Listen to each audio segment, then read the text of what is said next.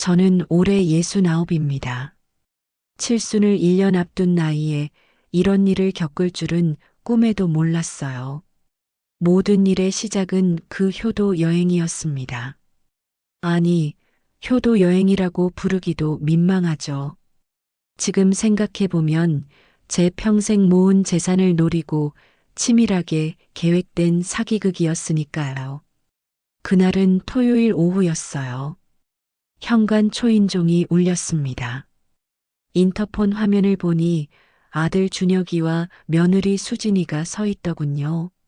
손에는 과일 바구니를 가득 들고서 말이죠. 아버지, 저희예요. 수진이의 목소리가 유난히 밝았습니다.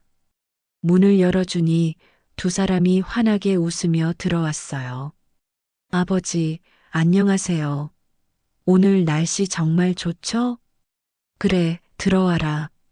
거실 소파에 앉은 준혁이가 먼저 입을 열었습니다.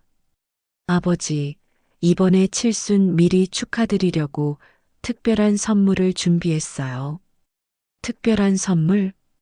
저는 고개를 갸웃했습니다. 명절에도 잘 안 오던 놈들이 갑자기 무슨 바람이 불었나 싶었거든요. 네, 제주도 3박 4일 효도 여행이요. 수진이가 태블릿을 꺼내 보여줬습니다. 화면에는 바다가 한눈에 들어오는 멋진 호텔 객실 사진이 떠 있었어요. 침대도 넓고 욕조도 크고 발코니에서는 푸른 바다가 보였습니다. 와, 여기 괜찮네. 솔직히 마음이 흔들렸어요. 제주도는 가보고 싶었지만 혼자 가기엔 쓸쓸하고 그렇다고 여행사 단체 관광은 또 시끄럽고 망설이고 있었거든요. 아버지, 평생 고생만 하셨잖아요.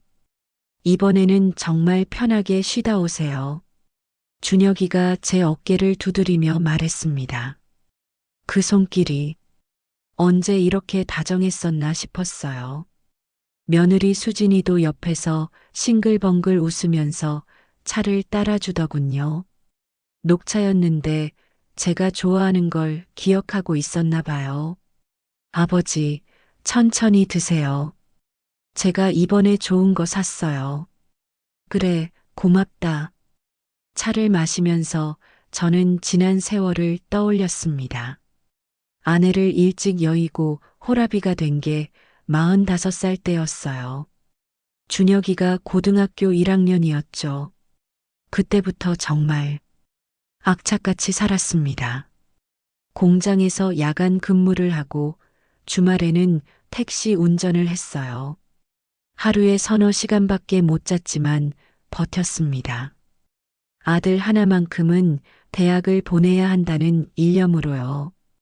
준혁이가 대학에 합격했을 때가 기억나요. 서울에 있는 이류 대학이었는데 등록금이 한 학기에 300만 원이 넘었습니다.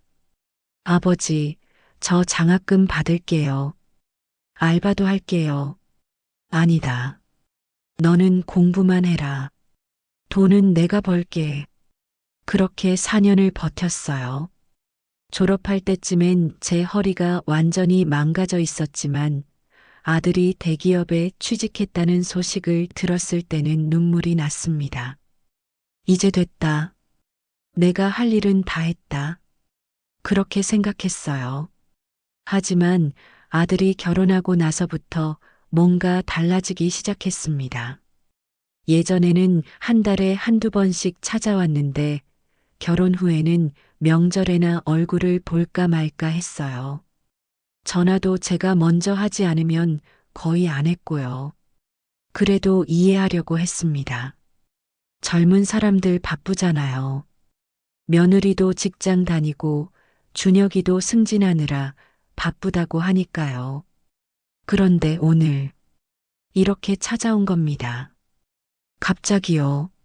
뭔가 석연치 않았지만 칠순을 앞두고 아들이 이렇게 챙겨준다는 게 나쁘지 않았어요. 그래, 좋다. 언제 가는데? 다음 주 월요일이요. 비행기 표도 이미 예약했어요. 수진이가 예약 확인서를 보여줬습니다. 아, 그렇게 빨리? 네. 딱 이번 주만 특가 행사거든요. 이 가격이면 정말 저렴한 거예요. 그래. 그럼 고맙지. 아버지, 그리고요. 준혁이가 뭔가 더 할 말이 있다는 듯 목소리를 낮췄습니다. 여행 가기 전에 제가 하나만 부탁드려도 될까요? 뭔데? 제주도에서 부동산 투자 설명회가 있대요. 순간 제 미간이 찌푸려졌습니다. 부동산 투자? 요즘 제주도 땅값이 엄청 오르고 있거든요. 한번 들어만 보시고 관심 있으시면 투자하시는 것도 좋을 것 같아서요. 부동산 투자라.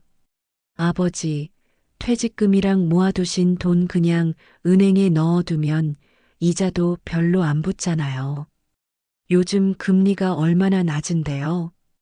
이자 받아봤자 1년에 100만 원도 안 돼요.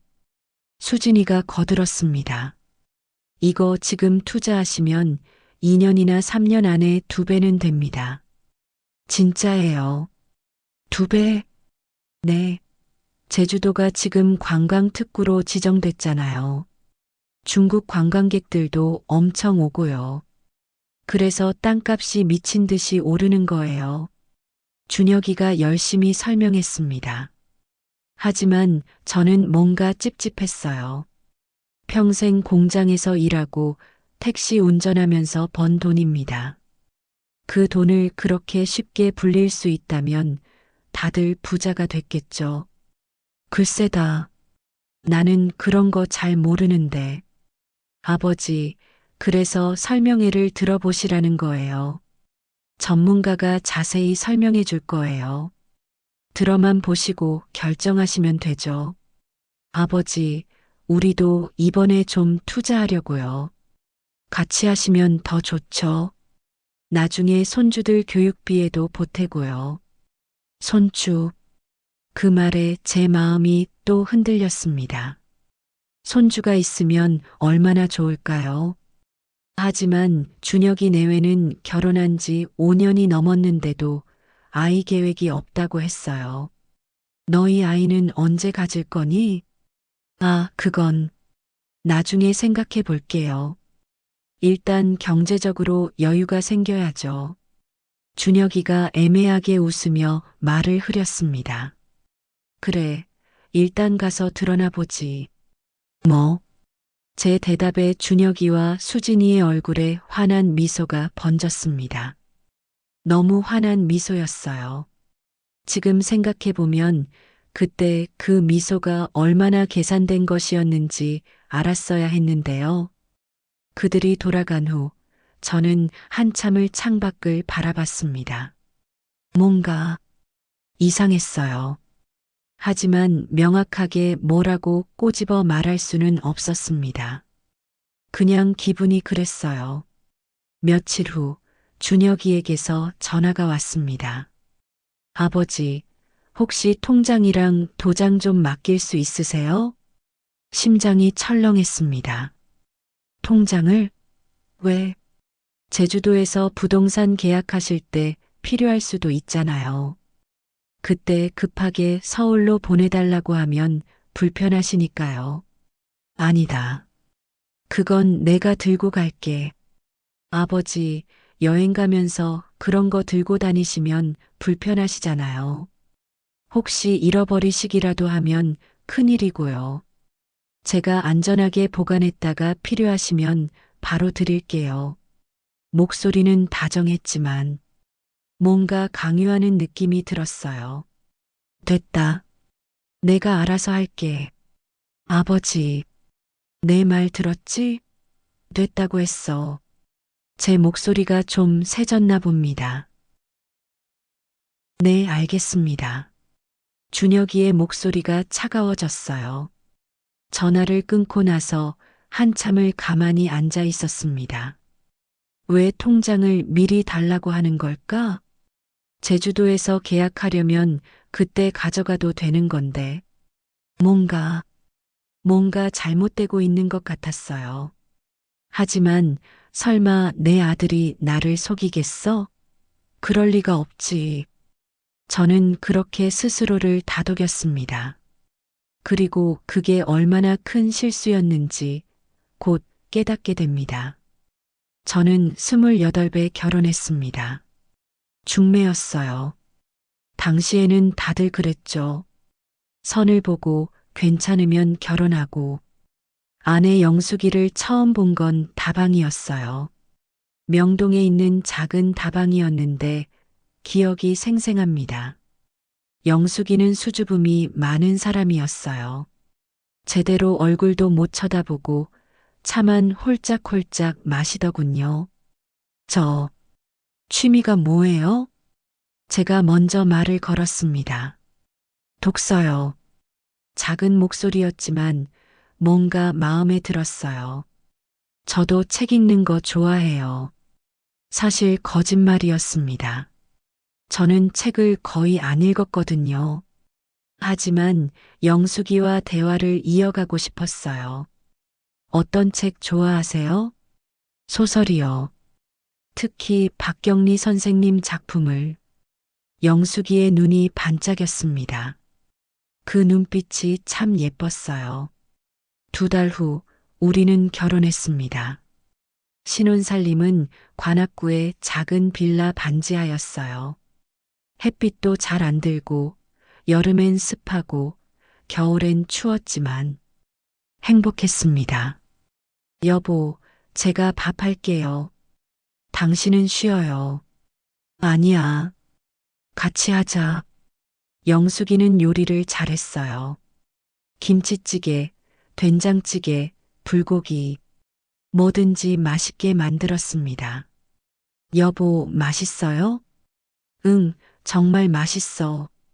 다행이다. 시어머님이 가르쳐 주신 대로 했거든요. 영숙이는 효부였어요. 저희 어머니를 정말 잘 모셨습니다. 결혼 1년 후 준혁이가 태어났습니다. 여보, 아들이에요. 산부인과 의사 선생님이 외쳤을 때 저는 눈물이 났어요. 정말요? 아들이요? 네, 축하합니다. 아들, 제 아들. 유리창 너머로 본 준혁이는 정말 작았습니다. 붉은 얼굴에 주먹을 꼭 쥐고 울고 있었어요. 준혁아, 아빠가 꼭 잘 키울게. 저는 유리창에 손을 대고 중얼거렸습니다.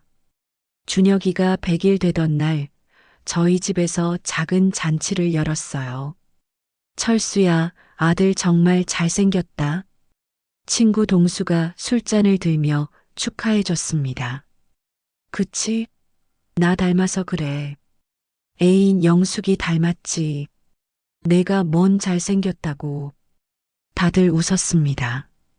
그날 밤 영숙이가 제 손을 잡았어요. 여보, 우리 아들 대학까지 꼭 보내요. 당연하지. 걱정 마. 저도 일 나가서 도울게요. 아니야. 내가 애 키우면 돼. 돈은 내가 벌게. 그때는 자신이 있었어요. 젊었고 건강했고 열심히 일하면 뭐든 할 수 있을 것 같았습니다.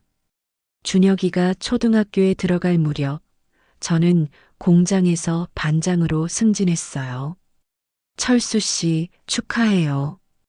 고맙습니다. 월급이 30만 원 올랐습니다. 당시엔 큰 돈이었어요. 여보, 이제 좀 여유가 생기겠네요. 영숙이가 환하게 웃었습니다. 응. 준혁이 학원도 좀 보내고 학원까지는 괜찮지 않아요? 아니야. 요즘 애들 다 학원 다니잖아. 우리 준혁이만 안 보낼 순 없지. 그렇게 준혁이는 수학학원과 영어 학원에 다니기 시작했습니다. 한 달에 20만 원. 부담이 됐지만 아들 교육에는 아깝지 않았어요. 준혁이가 중학교 2학년 때였습니다. 영숙이가 쓰러졌어요. 여보, 저는 영숙이를 부축해서 병원으로 달려갔습니다. 의사 선생님, 제 아내가 일단 검사부터 해봐야겠습니다. 검사 결과는 충격적이었어요. 췌장암. 그것도 말기였습니다. 수술을 해도 6개월이 최선입니다. 의사 선생님의 말에 하늘이 무너지는 것 같았어요. 선생님, 다른 방법은 없습니까? 죄송합니다. 병실로 돌아가니 영숙이가 누워 있었습니다. 여보, 제가 얼마나 남았어요? 뭔 소리야? 금방 나을 거야. 거짓말하지 마요. 의사 선생님이 당신한테 뭐라고 했는지 다 들었어요. 영숙아, 여보, 약속해줘요. 영숙이가 제 손을 꼭 잡았습니다. 준혁이, 대학까지 꼭 보내줘요. 제발, 당연하지. 걱정 마. 그리고, 재혼해요. 뭐, 당신 혼자 살면 안 돼요. 준혁이도 있고.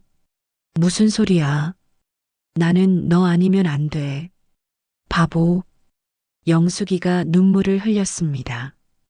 6개월 후 영숙이는 정말 떠났습니다. 장례식장은 조용했어요. 친척들과 몇몇 친구들만 왔습니다. 준혁이는 검은 상복을 입고 멍하니 앉아 있었어요. 준혁아, 아빠. 준혁이가 처음으로 제 품에 안겨 울었습니다. 엄마가 울지 마. 아빠가 있잖아. 하지만 저도 울고 있었어요. 영숙이의 장례를 치르고 나서 현실이 저를 덮쳤습니다. 병원비로 3천만 원이 나갔어요. 저축했던 돈을 다 쓰고도 모자라서 대출을 받았습니다. 게다가 준혁이는 고등학교에 진학해야 했고 대학 준비도 해야 했습니다. 아빠, 나 알바할게. 안 돼. 너는 공부해. 그래도 아빠 말 들어. 내가 공부 잘해서 좋은 대학 가는 게 엄마한테 효도하는 거야. 준혁이는 고개를 끄덕였습니다. 저는 주말에 택시 운전을 시작했어요. 아저씨, 강남역으로 가주세요. 네. 하루에 10시간씩 운전했습니다. 허리가 아팠지만 참았어요. 준혁이 대학만 보내면 돼. 조금만 더 버티자. 준혁이가 대학에 합격했을 때 저는 정말 기뻤습니다. 아빠, 나 붙었어. 정말? 어디? 서울대. 서울대라고? 믿을 수가 없었어요. 진짜야. 경영학과. 저는 준혁이를 꼭 안아줬습니다. 잘했다, 아들. 정말 잘했어. 아빠, 고마워. 뭐가 고마워? 당연한 거지. 하지만 서울대 등록금은 만만치 않았습니다. 한 학기에 350만 원. 생활비까지 합치면 한 달에 100만 원은 들어갔어요. 저는 택시 운전을 더 많이 했습니다. 하루에 15시간씩. 아빠, 너무 무리하지 마. 괜찮아. 아빠 튼튼해. 하지만 허리는 점점 더 아팠고 어느 날은 운전 중에 허리가 삐끗해서 응급실에 가기도 했어요. 환자분, 디스크가 심각합니다. 수술을 고려하셔야 해요. 수술은 나중에 할게요. 하지만 괜찮습니다. 수술비가 없었어요. 그 돈이면 준혁이 한 학기 등록금을 낼 수 있었습니다. 4년이 지나고 준혁이가 대학을 졸업했습니다. 아빠, 나 대기업 붙었어. 정말? 응, 삼성이야. 저는 눈물이 났습니다. 영수가 우리 아들 해냈어. 대기업 들어갔어. 그날 밤 저는 영숙이의 사진 앞에 앉아 한참을 울었습니다. 준혁이가 취직하고 2년 후 결혼한다고 했어요. 아빠 여자친구 소개할게. 그래, 어떤 애니? 괜찮은 애야. 아빠도 마음에 들어 하실 거야. 수진이를 처음 만난 건 레스토랑이었습니다. 안녕하세요, 아버님. 김수진이라고 합니다. 수진이는 예쁘고 똑똑해 보였어요. 아, 그래. 반갑네. 저 준혁 씨한테 아버님 이야기 많이 들었어요. 정말 존경스러워요. 뭘, 부모된 도리를 한 것뿐이지. 제 부모님은 맞벌이라 저를 별로 신경 안 써주셨거든요. 아버님은 정말 대단하세요. 수진이의 말에 기분이 좋아졌습니다. 결혼식은 호텔에서 했어요. 화려했습니다. 아버님, 축의금은 저희가 준비할게요. 아버님은 그냥 편하게 오세요. 아니다. 내가 낼게. 아버님, 아들 장가 보내는데 내가 축의금도 못 내냐? 결국 저는 2천만 원을 마련했습니다. 대출을 더 받아서요. 결혼식 날 준혁이가 제 손을 꼭 잡았습니다. 아빠 고마워. 정말 고마워. 잘 살아라. 그게 아빠한테 효도하는 거다. 응, 꼭 그럴게. 준혁이의 눈에 눈물이 고였습니다. 그때까지만 해도 저는 믿었어요. 내 아들은 효자라고. 내가 이렇게 고생해서 키웠으니 나중에 보답할 거라고. 하지만 그게 얼마나 큰 착각이었는지 저는 곧 깨닫게 됩니다. 준혁이가 결혼하고 나서 뭔가 달라지기 시작했습니다. 처음에는 작은 변화들이었어요. 아빠, 이번 주말은 수진이네 부모님 만나야 해서 못 갈 것 같아. 그래, 알았다. 다음 주에 갈게.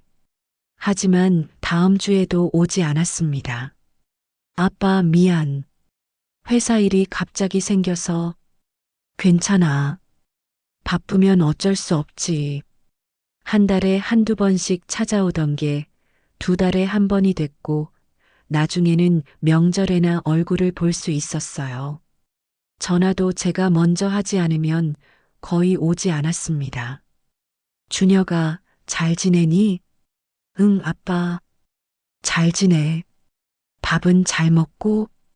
응. 수진이가 잘 챙겨줘. 그래, 다행이다. 아빠는? 나도 잘 지내. 그럼 나 바빠서 나중에 전화할게. 그래. 통화는 늘 짧았습니다. 예전처럼 길게 이야기를 나누는 일이 없었어요. 준혁이가 결혼한 지 1년쯤 됐을 때 저는 허리 수술을 받았습니다. 더 이상 미룰 수가 없었거든요. 걷는 것조차 힘들 정도로 악화됐으니까요. 환자분, 수술은 성공적이었습니다. 하지만 재활 기간이 좀 필요해요. 얼마나요? 석 달은 봐야 할 것 같습니다. 석 달. 그 기간 동안 저는 혼자 집에서 지내야 했어요. 준혁이에게 전화를 했습니다. 준혁아, 아빠가 수술했다. 수술? 무슨 수술? 허리. 디스크가 심해져서. 아, 그래. 많이 아파? 좀 그래. 근데 괜찮아. 걱정 마. 아빠 미안한데 이번 주는 출장이 있어서 못 갈 것 같아.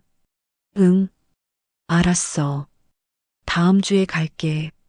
하지만 다음 주에도 오지 않았어요. 그 다음 주에도 결국 저는 혼자서 재활을 했습니다. 집안을 지팡이에 의지해서 돌아다니고 밥도 혼자 해 먹고 약도 혼자 챙겨 먹었어요. 아이고, 부엌에서 넘어진 적도 있었습니다. 허리가 아파서 몸을 제대로 가누지 못했거든요. 바닥에 주저앉아서 한참을 울었어요. 이렇게 늙어가는구나. 쓸쓸했습니다. 석 달 후 준혁이가 찾아왔어요. 아빠 많이 좋아지셨어? 응, 이제 걸을만 해. 다행이다. 아빠 근데 준혁이가 뭔가 할 말이 있다는 듯 말을 흐렸습니다. 왜? 아빠, 집 좀 정리하시는 게 어때요? 집 정리? 네. 이 집 너무 낡았잖아요. 관리비도 많이 나오고. 저는 20년 넘게 이 집에서 살았습니다. 영숙이와 신혼을 시작했고 준혁이를 키운 곳이에요. 여기 나쁘지 않은데? 아빠, 솔직히 너무 오래됐어요. 벽지도 누렇고 화장실도 낡고 차라리 작은 오피스텔로 옮기시는 게 어때요? 오피스텔? 네. 관리도 편하고 집도 깨끗하고 그리고 준혁이가 잠시 말을 멈췄습니다. 이 집 팔면 돈도 좀 생기잖아요. 돈? 네. 요즘 여기 재개발 얘기도 나오고 있어서 집값이 올랐거든요. 팔면 3억은 받을 거예요. 3억? 큰 돈이었습니다. 그 돈으로 작은 오피스텔 사시고 남은 돈은 노후 자금으로 쓰시면 되잖아요. 준혁이의 말이 일리가 있었어요. 하지만 이 집에는 내 엄마 추억이 많아서 아빠 그런 감상에 젖어 계실 때가 아니에요. 현실적으로 생각하셔야죠. 준혁이의 목소리가 차갑게 느껴졌습니다. 생각해 볼게. 빨리 결정하세요. 재개발 확정되면 집값 더 오를 거예요. 준혁이는 그날 저녁을 먹지도 않고 돌아갔습니다. 저는 혼자 남겨진 집에서 오랫동안 생각했어요. 집을 팔아야 하나? 하지만 막상 팔려고 하니 마음이 무거웠습니다. 이 집 거실에서 준혁이가 첫걸음을 뗐고 이 부엌에서 영숙이가 밥을 해주었고 이 방에서 우리가 함께 잠들었는데 결국 저는 집을 팔지 않기로 했어요. 준혁이에게 전화를 했습니다. 준혁아, 아빠는 이 집에 그냥 있을래. 네, 여기가 좋아. 익숙하고. 아빠, 정신 차리세요. 집값 지금 안 팔면 나중에 후회해요. 괜찮아. 나는 돈보다 추억이 더 소중하다. 알겠어요. 아빠 마음대로 하세요. 준혁이의 목소리에서 짜증이 묻어났습니다. 그 후로 준혁이는 더 뜸해졌어요. 전화도 거의 오지 않았고 명절에도 핑계를 대고 안 왔습니다. 아빠, 수진이가 감기 걸려서. 아빠, 회사 일이 급해서. 아빠, 차가 고장나서. 핑계는 매번 달랐지만 결론은 같았어요. 안 온다는 것. 저는 점점 외로워졌습니다. 친구 동수가 걱정할 정도였어요. 철수야, 너 요즘 안 좋아 보인다. 그래? 응. 준혁이가 잘 안 오나 봐? 응. 젊은 것들 바쁘니까 이해해줘야지. 알아. 근데 가끔은 외롭더라고. 그럴 땐 나한테 전화해. 우리라도 만나자. 고마워. 동수 덕분에 조금은 버틸 수 있었어요. 일주일에 한두 번씩 만나서 막걸리를 마시고 화투를 치고 얘기를 나눴습니다. 철수야, 재혼 생각은 없어? 재혼? 응. 너 아직 젊잖아. 혼자 살기 외롭잖아. 아니야.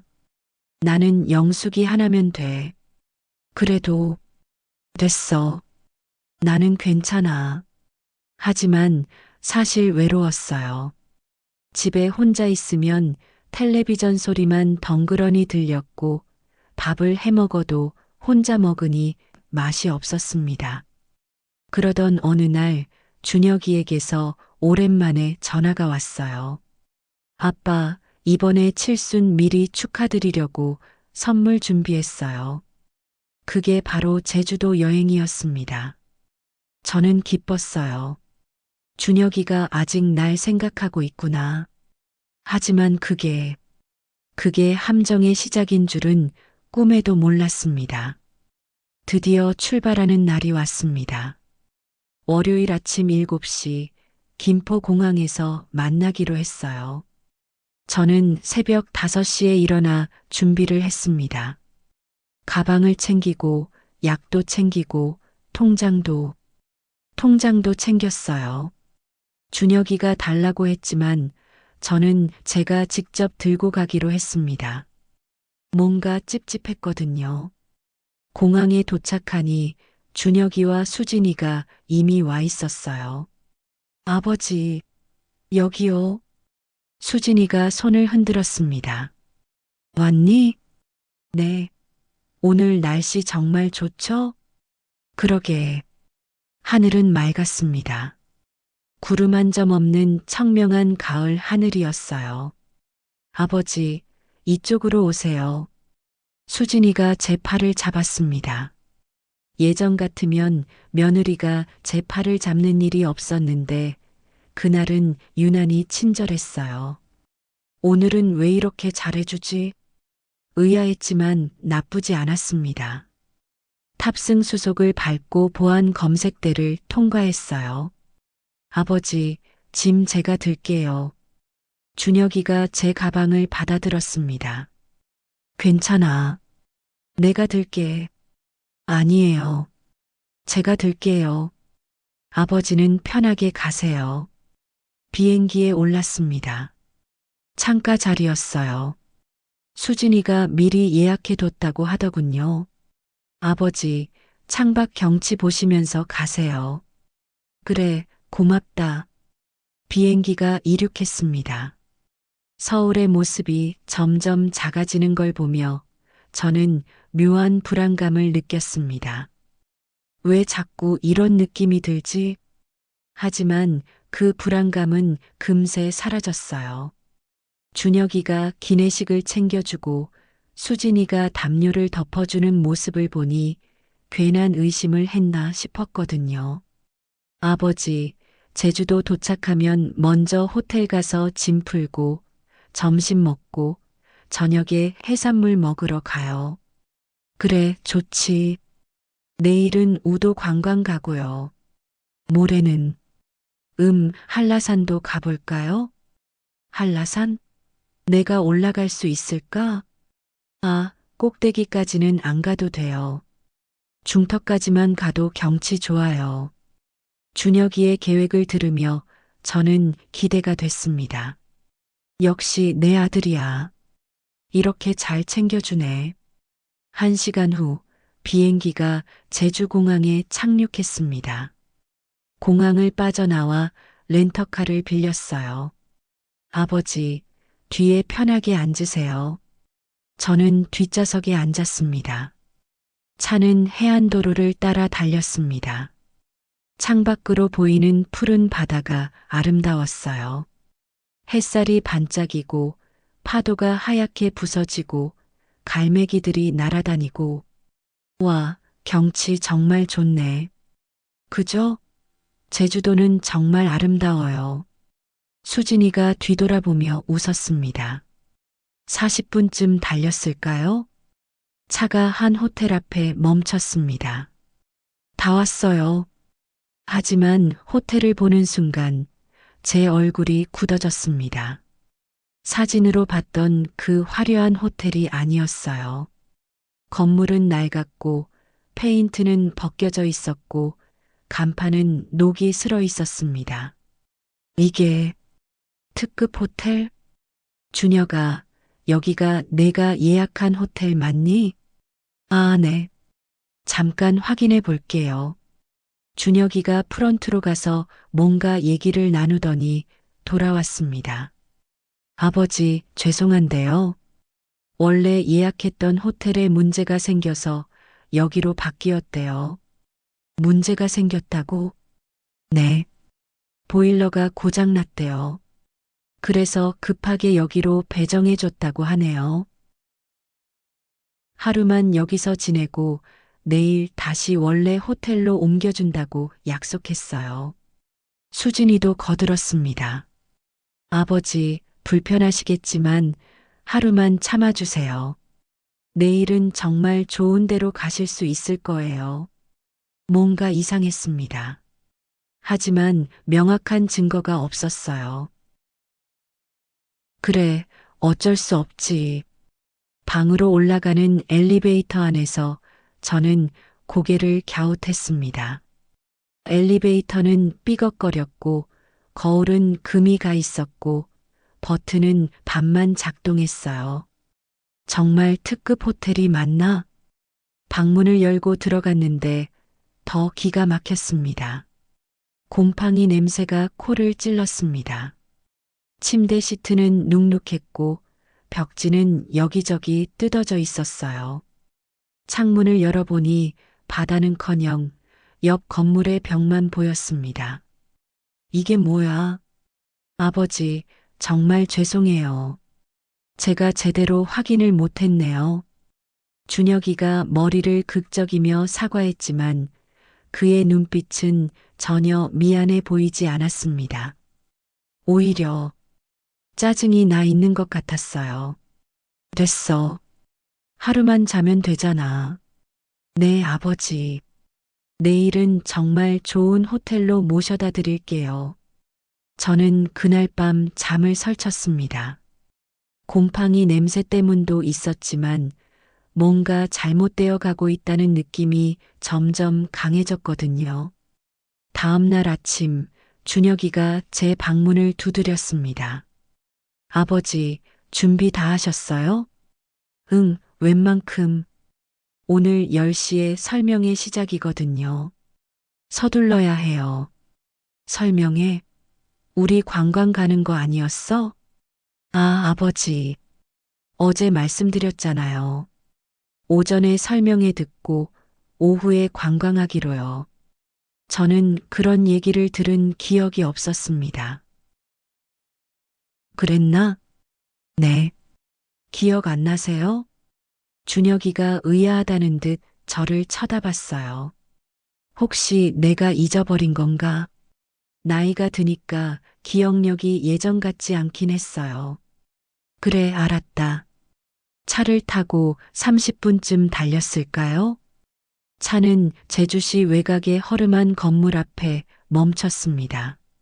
여기가 설명회장이에요. 건물 1층에는 제주드림 부동산이라는 간판이 붙어 있었습니다. 유리창 너머로 보이는 내부는 책상 몇 개와 의자들이 전부였어요. 이게 부동산 회사 맞나?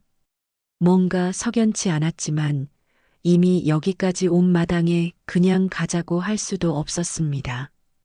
3층 강당으로 올라갔어요. 이미 20명에서 30명 정도의 사람들이 앉아 있었습니다. 대부분 제 또래의 노인들이었어요. 얼굴들이 다들 비슷해 보였습니다. 뭔가 간절한 표정들, 돈을 벌고 싶은, 한탕하고 싶은 그런 눈빛들. 나도 저런 눈으로 보이나? 불편했습니다. 단상에는 커다란 스크린이 설치되어 있었고 곧이어 정장을 차려입은 30대 초반으로 보이는 남자가 무대에 올랐습니다. 안녕하십니까, 여러분. 제주드림 부동산 대표 강민수입니다. 남자는 능숙한 말솜씨로 프레젠테이션을 시작했습니다. 스크린에는 제주도 해안가의 아름다운 전망이 떠올랐어요. 여러분, 제주도가 지금 어떤 곳인지 아십니까? 강민수가 청중을 둘러보며 물었습니다. 대한민국 최고의 관광지입니다. 1년에 1,500만 명이 찾아오는 곳이죠. 그리고 이 숫자는 매년 늘어나고 있습니다. 스크린에 그래프가 나타났어요. 관광객 수가 가파르게 상승하는 그래프였습니다. 관광객이 늘어나면 어떻게 될까요? 호텔이 필요하고, 펜션이 필요하고, 식당이 필요합니다. 그 모든 게 땅 위에 지어지죠. 그래서 땅값이 오릅니다. 강민수의 목소리가 높아졌어요. 10년 전에 비해 제주도 땅값이 얼마나 올랐는지 아십니까? 스크린에 숫자가 떠올랐습니다. 5배, 무려 5배입니다. 10년 만에 5배. 청중석에서 와하는 감탄사가 터져 나왔습니다. 그리고 앞으로 10년은 어떨까요? 강민수가 잠시 말을 멈추고 청중을 바라봤어요. 최소 5배, 어쩌면 10배까지 오를 수 있습니다. 스크린에 1억 투자 3년 후 3억 보장이라는 문구가 떠올랐습니다. 여러분, 지금 1억을 투자하시면 3년 후에 3억이 됩니다. 이건 제 말이 아니라 데이터가 증명하는 사실입니다. 강민수는 각종 그래프와 통계 자료를 보여주며 열변을 토했습니다. 제주도는 지금 제2국제자유도시입니다. 외국인 투자도 활발하고 중국인들도 많이 땅을 사고 있어요. 놓치면 안 됩니다. 이 기회를 놓치면 평생 후회하십니다. 청중들이 고개를 끄덕이기 시작했어요. 저는 그 모든 걸 지켜보며 속으로 씁쓸하게 웃었습니다. 저걸 믿는 사람이 있나? 평생 공장에서 일하면서 배운 게 있었어요. 세상에 공짜는 없다는 것. 쉽게 돈을 벌 수 있다면 왜 저 사람은 여기서 설명회를 하고 있을까요? 자기가 투자해서 돈을 벌면 되잖아요. 아버지, 어때요? 괜찮죠? 준혁이가 제 귀에 속삭였습니다. 글쎄다. 아버지, 이거 정말 좋은 기회예요. 저는 대답하지 않았어요. 설명회가 끝나자 직원들이 테이블마다 다가와 상담을 시작했습니다. 저희 테이블에도 한 직원이 다가왔습니다. 20대 후반으로 보이는 여자였어요. 화장을 진하게 하고 향수를 많이 뿌려서 냄새가 코를 찔렀습니다. 안녕하세요. 상담 도와드리겠습니다. 네. 준혁이가 먼저 입을 열었습니다. 저희 아버지께서 투자에 관심이 있으셔서요. 아, 그러세요? 어르신, 얼마 정도 생각하고 계세요? 직원이 제게 물었습니다. 저는 아무 대답도 하지 않았어요. 그냥 묵묵히 앉아서 그들의 대화를 지켜봤죠. 아버지, 퇴직금이 좀 있으세요? 한 2억 정도 되시죠? 준혁이가 대신 대답했습니다. 저는 깜짝 놀랐습니다. 내 퇴직금이 얼마인지 어떻게 알았지? 제 퇴직금은 정확히 1억 8천만 원이었어요. 그걸 준혁이한테 말한 적이 없는데. 아, 2억이요? 그러면 이쪽 프리미엄 상품이 딱 맞으시겠네요. 직원이 팜플렛을 펼쳤습니다. 2억 투자하시면 3년 후에 6억이 됩니다. 그리고 매년 배당금도 나와요. 1년에 2천만 원씩이요. 2천만 원? 준혁이의 눈이 반짝였습니다. 네. 매년 2천만 원씩 3년이면 6천만 원이죠. 그리고 3년 후에 원금 회수하시면 6억을 받으시는 거고요. 와. 수진이도 감탄했습니다. 저는 더 이상 듣고 싶지 않았어요. 준혁아. 제가 아들을 불렀습니다. 네, 아버지. 나 좀 나가 있을게. 너희끼리 얘기해. 아버지.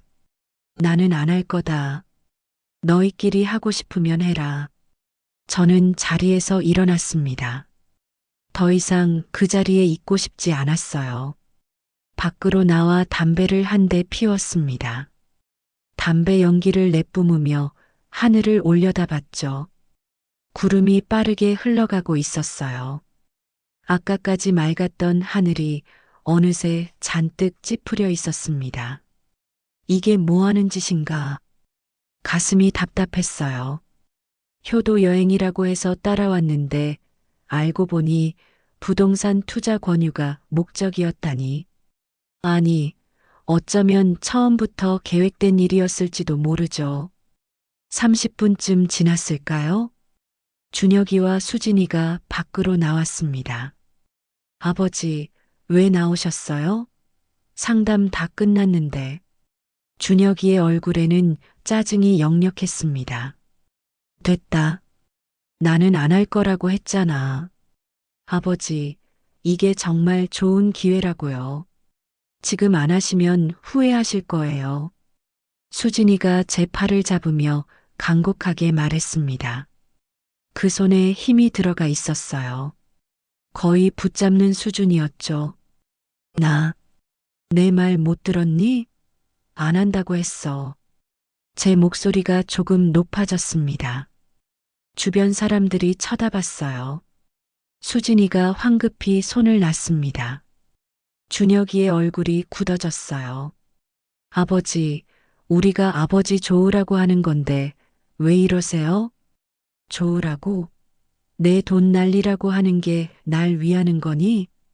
아버지, 지금 뭐라고 하시는 거예요? 준혁이의 목소리가 차갑게 식었습니다. 우리가 언제 아버지 돈 날리라고 했어요? 이건 투자예요. 투자? 투자고 뭐고 나는 안 해. 끝이야. 아? 준혁이가 허탈하게 웃었습니다. 그 웃음이 제 가슴을 찔렀어요. 조롱하는 듯한, 무시하는 듯한 웃음이었습니다. 좋아요.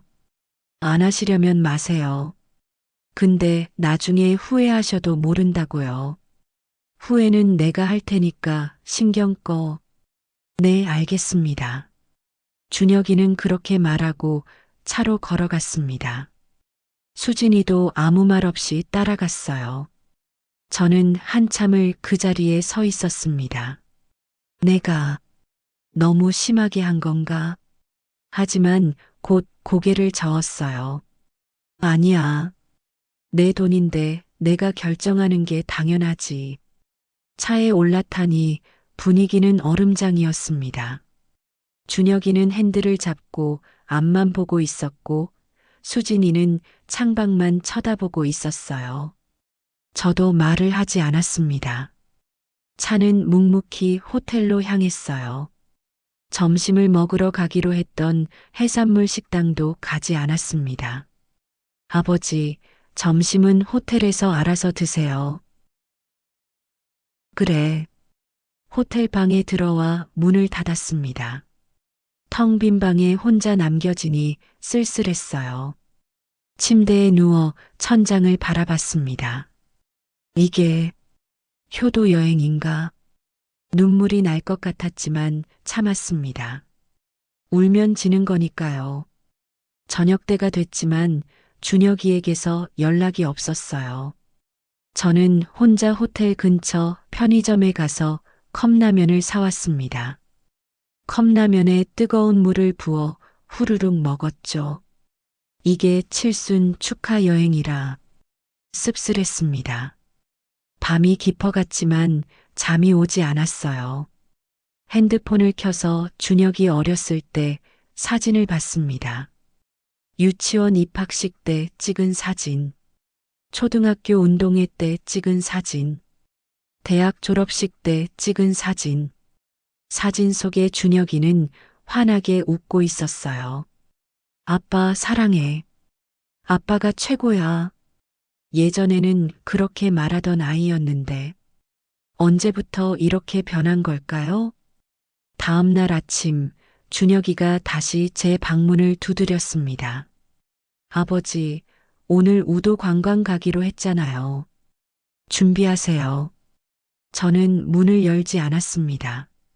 나는 안 갈 거다. 너희끼리 가거라. 아버지, 준혁이의 목소리가 높아졌습니다. 우리가 아버지 모시고 여행 왔는데 왜 이러세요? 어제 일은 잊어버리세요. 오늘은 정말 관광만 할게요. 됐다. 나는 여기 있을게. 아버지, 제발. 준혁이의 목소리가 떨렸어요. 애원하는 것 같기도 하고 화를 참는 것 같기도 했습니다. 저는 한참을 망설이다가 문을 열었습니다. 준혁이의 얼굴에는 짜증이 역력했지만 애써 웃음을 지으려고 애쓰고 있었어요. 자, 가시죠. 우도 정말 예쁜데예요. 그래. 우도로 가는 배 안에서도 분위기는 어색했습니다. 준혁이와 수진이는 자기들끼리만 얘기했고 저는 그저 창밖을 바라볼 뿐이었어요. 푸른 바다가 펼쳐져 있었습니다.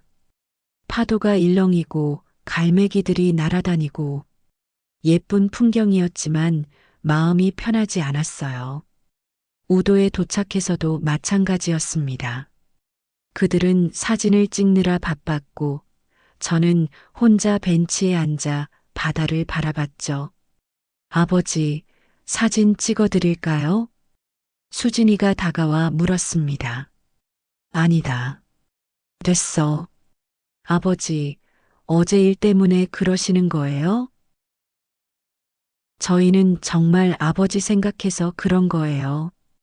아버지 재산 그냥 은행에 넣어두는 것보다 투자하시는 게 훨씬 나으니까요. 내 재산은 내가 알아서 할게.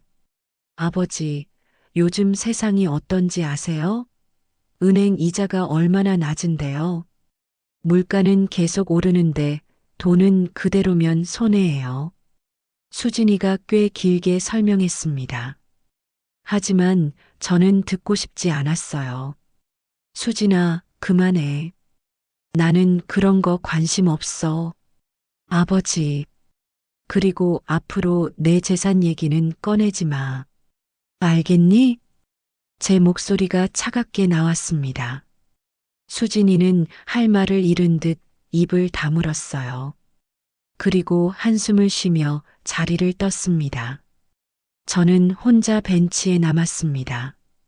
바람이 불어왔어요. 차가운 바람이었습니다. 가을이 깊어가고 있었죠. 나는 너무 외로운 사람인가? 문득 그런 생각이 들었습니다.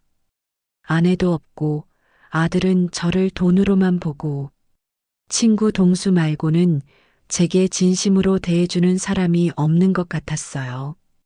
그날 저녁 저는 결심했습니다. 내일 서울로 돌아가자. 이 여행은 여기서 끝이다. 더 이상 이들과 함께 있고 싶지 않았어요. 마지막 날 아침, 저는 짐을 쌌습니다. 옷가지를 가방에 넣고 세면도구를 챙기고 약도 챙겼어요. 준혁이가 방에 들어왔습니다. 아버지, 뭐 하세요? 집에 가려고. 네, 집에요? 오늘 저녁 비행기인데 뭘 벌써 짐을 싸세요? 비행기를 바꿀 거다. 오늘 오전 비행기로. 아버지, 준혁이의 목소리가 차가워졌습니다. 우리가 뭘 잘못했는데 이러세요? 잘못?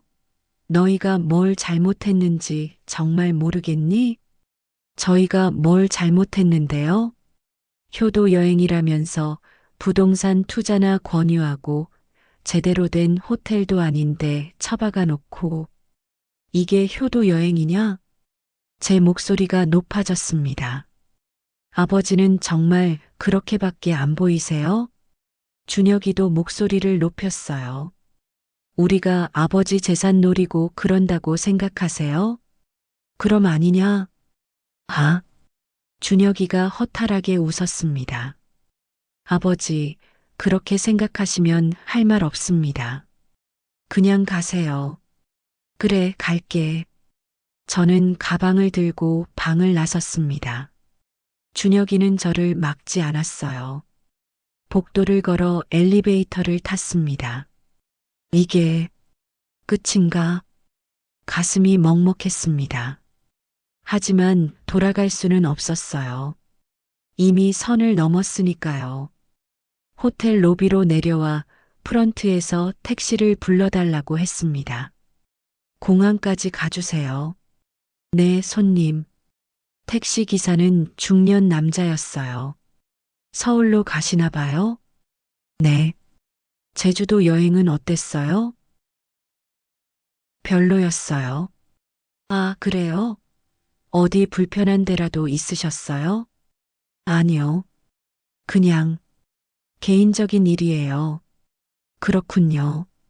택시 기사는 더 이상 묻지 않았습니다. 창밖으로 제주도 풍경이 스쳐 지나갔어요. 푸른 바다, 하얀 해변, 녹색 들판. 아름다운 풍경이었지만 제 마음은 편하지 않았습니다. 내가 너무 심하게 한 건 아닐까? 문득 후회가 밀려왔어요. 혹시 준혁이는 정말 절 위해서 그런 건 아닐까? 제 생각이 너무 삐딱한 건 아닐까? 하지만 아니야. 뭔가 이상했어. 통장을 미리 달라고 한 것도, 퇴직금 액수를 알고 있던 것도, 허름한 호텔에 묵게 한 것도 다 계획된 일 같았어요. 공항에 도착했습니다. 얼마예요? 3만 5천 원입니다. 돈을 내고 택시에서 내렸어요. 공항 안으로 들어가 항공사 카운터로 갔습니다. 비행기 표를 바꾸고 싶은데요. 네, 예약 번호 알려주세요. 잠깐만요. 핸드폰을 꺼내 예약 번호를 찾았습니다. 이거예요. 확인해 보겠습니다. 고객님, 이 표는 변경이 안 되는 할인 항공권이네요. 뭐라고요? 네, 변경 불가 조건입니다. 새로 구매하셔야 해요. 새로 구매하면 얼마예요? 정상가로 15만 원입니다. 15만 원. 비싸지 않은 돈이었지만 아까웠습니다. 이미 표가 있는데 또 사야 한다니. 알겠습니다. 살게요. 카드를 건넸어요. 감사합니다. 탑승권 출력해 드릴게요. 1시간 후 저는 비행기에 올랐습니다. 이번에는 창가 자리가 아니라 복도 자리였어요. 비행기가 이륙했습니다. 제주도가 점점 멀어졌습니다. 이제 다시는 안 올 거야. 그렇게 생각하니 묘하게 서글펐어요. 1시간 후 비행기가 김포공항에 착륙했습니다. 집으로 향하는 버스를 탔어요. 창밖으로 서울거리가 보였습니다. 익숙한 풍경이었지만 오늘따라 낯설게 느껴졌어요. 집에 도착한 건 오후 4시쯤이었습니다. 현관문 앞에 섰는데 비밀번호가 생각나지 않았어요. 뭐였지? 분명히 아는 번호인데 갑자기 기억이 안 났습니다. 여러 번호를 눌러봤어요. 삐, 삐, 삐, 다 틀렸습니다. 이상하네. 다시 차근차근 생각해 봤어요. 저희 집 비밀번호는 영숙이 생일이었습니다. 9월 15일, 915. 눌러봤어요. 삐, 틀렸습니다. 식은땀이 났어요. 설마, 혹시 비밀번호가 바뀐 건가? 준혁이에게 전화를 걸었습니다. 준혁아, 비밀번호가 왜 바뀌었어? 아, 아버지. 보안 때문에 바꿨어요. 새 비밀번호는 문자로 보내드릴게요. 지금 당장 보내줘. 나 문 앞인데 못 들어가잖아. 아, 죄송해요. 지금 바빠서요. 저녁에 보내드릴게요. 뭐? 저녁에 보내드린다니까요. 그럼 끊을게요. 뚝 전화가 끊겼습니다. 저는 멍하니 핸드폰을 바라봤어요. 이놈이 일부러 안 보내는 거야? 다시 전화를 걸었습니다. 한 번, 두 번, 세 번. 받지 않았습니다. 문자를 보냈어요. 준혁아, 당장 비밀번호 보내. 아빠 문 앞에서 기다리고 있어. 10분이 지나도 답장이 없었습니다. 20분이 지나도 30분이 지나도 저는 복도 바닥에 주저앉았습니다. 이게 뭐 하는 짓인가? 눈물이 날 것 같았지만 참았어요. 어쩔 수 없이 건물 관리실로 내려갔습니다. 관리실장님, 저 305호 사는 박철수인데요. 비밀번호를 잊어버려서. 아, 박철수 씨? 잠깐만요.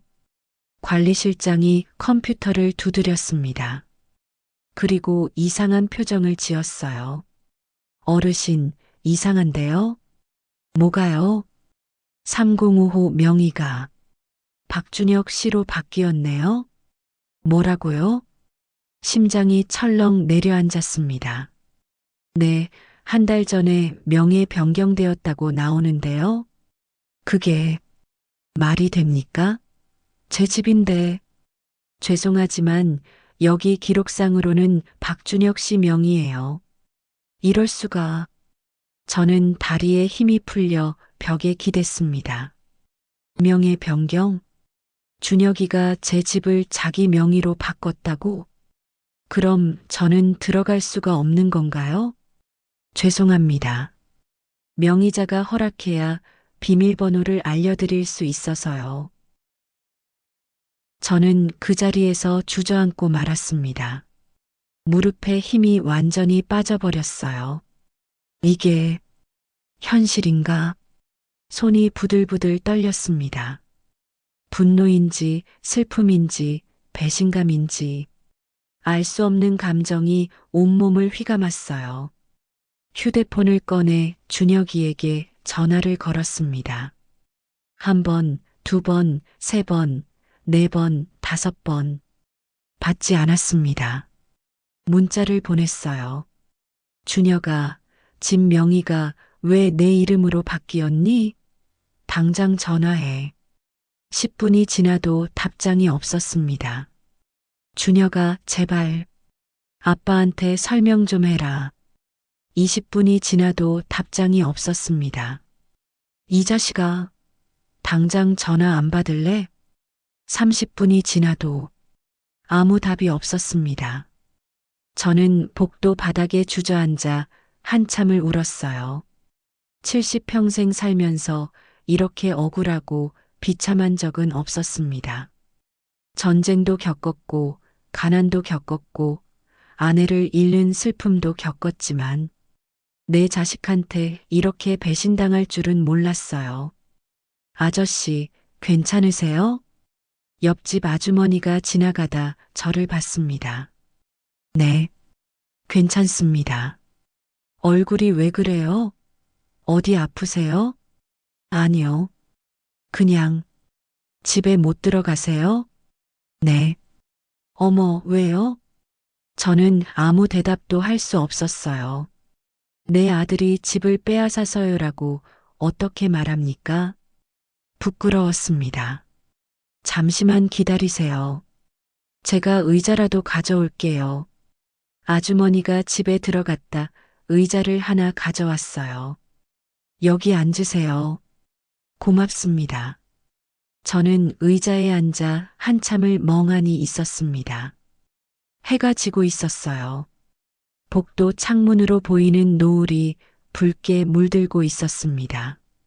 아름다운 풍경이었지만 제 마음은 지옥 같았어요. 이제 어떡하지? 갈 곳이 없었습니다. 어쩔 수 없이 저는 옛 친구 동수에게 전화를 걸었습니다. 손이 떨려서 번호를 누르기도 힘들었어요. 동수야. 오, 철수. 오랜만이다. 제주도는 잘 다녀왔어? 동수야. 나 목이 메었습니다. 말이 나오지 않았어요. 철수야, 왜 그래? 무슨 일 있어? 나 집에 못 들어가. 뭐? 무슨 소리야? 동수야. 미안한데 오늘 하룻밤만 재워줄 수 있을까? 당연하지. 지금 어디야? 내가 차 가지고 갈게. 아니야. 택시 타고 갈게. 주소 좀 보내줘. 알았어. 지금 보낼게. 빨리 와. 전화를 끊고 택시를 불렀습니다. 어디로 가시나요? 일산이요. 동수는 일산에 살았어요. 아파트였는데 저보다는 형편이 좀 나은 편이었죠. 택시비가 3만 원쯤 나왔습니다. 동수네 아파트에 도착하니 동수와 그의 아내 영희가 현관 앞에서 기다리고 있었어요. 철수야, 동수야. 저는 동수를 보자마자 눈물이 터져 나왔습니다. 야, 울지 마. 어서 들어와. 거실 소파에 앉았어요. 영희가 따뜻한 차를 한 잔 건네주었습니다. 철수 씨, 진정하시고 천천히 말씀하세요. 저는 그제야 모든 걸 털어놓았습니다. 제주도 여행, 부동산 투자 권유, 그리고 진명의 변경까지. 뭐, 준혁이가 그랬다고? 동수가 주먹으로 탁자를 쳤습니다. 그놈이 미쳤구나. 어떻게 제 아버지한테 그럴 수가 있어? 나도 믿기지가 않아. 아니, 집 명의를 어떻게 바꿨대? 철수 내 동의 없이 그게 가능해? 모르겠어. 나는 아무것도 서명한 적이 없는데. 영희가 심각한 표정으로 말했습니다. 철수 씨, 이건 범죄예요. 당장 경찰에 신고하셔야 해요. 경찰에? 네. 명의를 무단으로 바꾼 건 문서 위조죠. 그리고 재산을 빼앗은 거나 마찬가지예요. 동수도 거들었습니다. 영의 말이 맞아. 철수야, 내일 당장 경찰서 가자. 내가 같이 갈게. 하지만, 그래도 내 아들인데. 아들이 뭐가 중요해. 지금 내 평생 모은 재산을 빼앗으려고 하는데. 동수의 목소리가 높아졌어요. 철수야, 정신 차려. 지금은 아들이고 뭐고 없어. 내 권리를 지켜야 해. 저는 한참을 고민했습니다. 내 아들을 경찰에 신고한다. 상상만 해도 끔찍했어요. 하지만 동수와 영희의 말이 맞았습니다. 이대로 당하고만 있을 수는 없었어요. 알았어. 내일 가자. 잘 생각했어. 그날 밤 저는 동순의 거실 소파에서 잠을 청했습니다. 하지만 잠이 올 리 없었어요. 천장만 뚫어지게 쳐다보다가 새벽이 되었죠. 내 아들이 정말 날 배신한 걸까? 아직도 믿기지 않았습니다. 다음 날 아침 동수와 함께 경찰서로 갔어요. 무슨 일로 오셨습니까? 경찰관이 물었습니다. 신고하러 왔습니다. 제 집 명의가 제 동의 없이 바뀌었어요. 명의가 바뀌었다고요? 네. 제 아들이 제 동의 없이 명의를 바꿨습니다. 경찰관의 표정이 심각해졌어요. 자세히 설명해 주시겠습니까? 저는 처음부터 끝까지 모든 걸 설명했습니다. 경찰관은 메모를 하며 고개를 끄덕였어요. 박철수 씨, 일단 등기부등본을 떼보셔야겠습니다. 그리고 명예 변경 서류도 확보해야 하고요. 어떻게 하면 되죠? 등기소에 가시면 됩니다. 제가 안내해 드릴게요. 경찰관이 친절하게 설명해 주었어요. 동수와 함께 등기소로 갔습니다. 305호 등기부등본 떼주세요. 네, 잠시만 기다리세요. 직원이 컴퓨터를 두드리더니 서류를 출력해 줬어요. 서류를 받아들고 확인했습니다. 정말로 명의가 박준혁으로 바뀌어 있었어요. 변경 날짜는 한 달 전. 제가 제주도 가기 직전이었습니다. 이게 손이 부들부들 떨렸어요. 철수야, 괜찮아? 동수야, 이게 진짜야. 정말로 바뀌었어. 그 새끼가 동수가 이를 갈았습니다. 등기소 직원에게 물었어요. 명예 변경 서류도 볼 수 있나요? 네, 가능합니다. 잠시만요. 직원이 자료를 검색하더니 서류를 가져왔어요. 거기에는 제 서명이 있었습니다. 이건 제가 서명한 게 아닌데요. 네, 이 서명 제가 한 게 아니에요. 누가 위조한 거예요. 직원이 난처한 표정을 지었습니다. 그러시면 경찰에 신고하셔야 할 것 같은데요. 네, 알겠습니다. 서류를 복사해서 가지고 경찰서로 돌아갔어요. 이 서명이 위조된 것 같습니다. 경찰관이 서류를 자세히 들여다봤어요. 필적 감정을 받아봐야겠네요. 시간이 좀 걸립니다. 얼마나요? 한 달 정도 보시면 됩니다. 한 달. 그동안 저는 어디서 살아야 할까요? 경찰관이 제 표정을 읽었는지 말했습니다. 박철수 씨, 일단 임시 거처는 있으세요? 친구 집에 있습니다. 그럼 거기 계시면서 조사 결과를 기다리시면 됩니다. 제가 최대한 빨리 처리하도록 하겠습니다. 감사합니다. 경찰서를 나오는데 다리에 힘이 풀렸습니다. 철수야, 은행도 가봐야 할 것 같아. 은행? 응. 혹시 통장도 건드렸을지 모르잖아. 설마.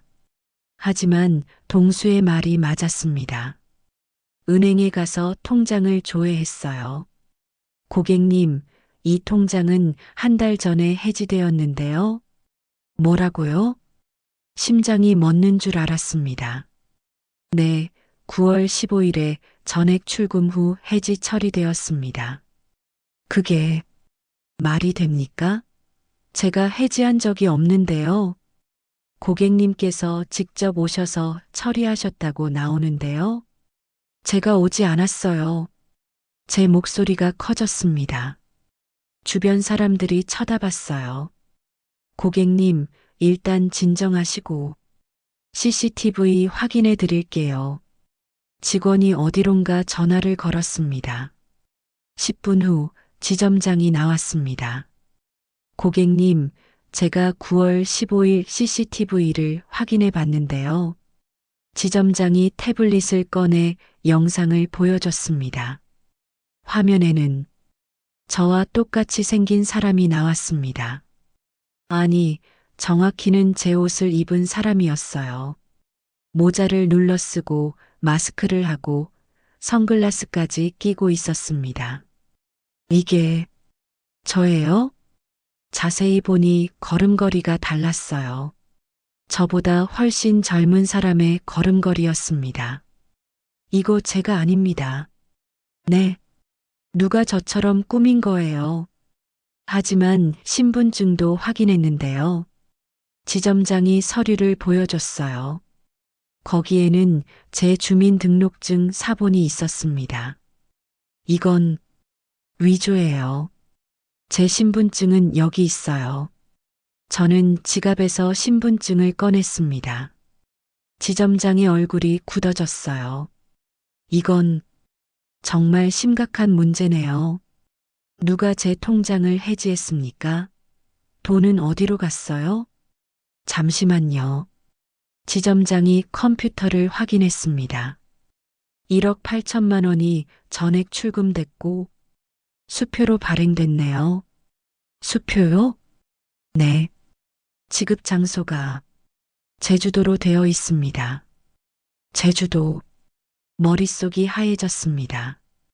그럼 그 돈이 제주도로 간 거예요? 그런 것 같습니다.